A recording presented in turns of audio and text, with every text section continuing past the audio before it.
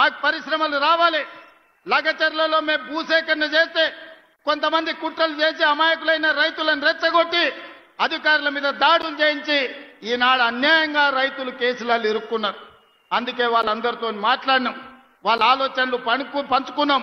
వాళ్ళు అడిగినంత నష్టపరిహారం, వాళ్ళు అడిగినన్ని ఇండ్లు కట్టుకోవడానికి ఇందిరమ్మ ఇండ్లు మంజూరు చేసినాం.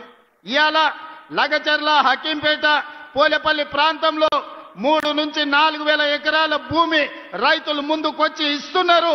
అంతర్జాతీయ స్థాయి పరిశ్రమలను, పెట్టుబడులు అక్కడికి తీసుకొచ్చి ఎవరైనా పెట్టుబడి పెట్టాలి అనంటే ఆ పెట్టుబడికి రక్షణ, లాభం ఉండే విధంగా లగచర్ల పారిశ్రామిక వాడను మేము పనులు ప్రారంభించుకుంటున్నాం.